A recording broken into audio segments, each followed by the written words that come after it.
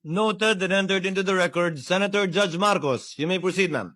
Yes, maraming salamat sa ating presiding officer. Sang-ayon po ako sa motion ni na Senator Judge De La Rosa at Senator Judge Cayetano. Basta't maliwanag na ititigil ang proseso hanggat di natutupad ang dalawang kondisyon na sinaad ng ating amendment. Ang sabi, accountability? Accountability ba talaga? May dalawang SKL ako dyan. Una, SKL, share ko lang. Share ko lang na si VP Inday Sara ay sinampahan ng kaso sa Komisyon ng Audit, ang COA, sinampahan ng kaso sa Supreme Court, sinampahan ng kaso sa iba't iba pang korte, sinampahan ng kaso ng Department of Justice, pati na rin ng PNP, at sinampahan ng kaso ng disbarment.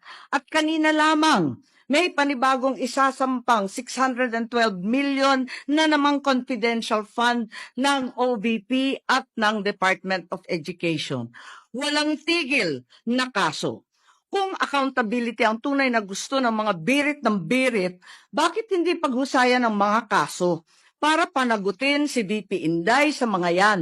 May multa yan, may kulong, if ever mapatunayan. Aba, lamang-dama ang accountability kapag ganyan.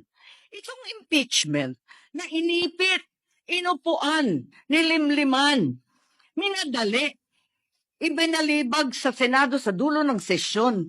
Ito ay ang pinakamaliit na iskinita ng accountability na yan.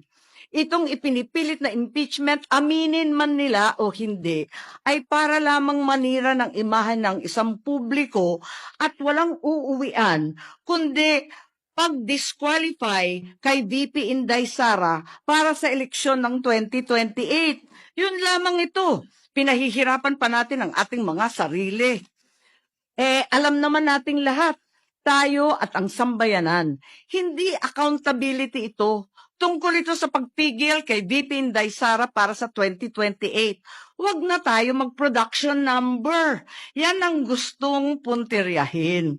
Kaya ang pangalawa kong SKL, ikalawa SKL, saan ka lulugar?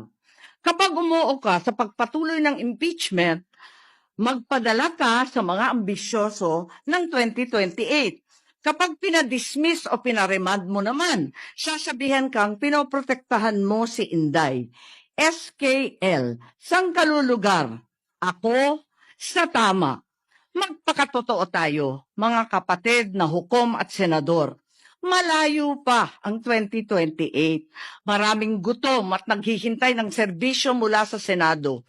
Hindi tanga ang Pilipino. Alam natin ang motibo at tunay na pakay ng mga lulong sa ambisyon at kapangyarihan. Maraming salamat po.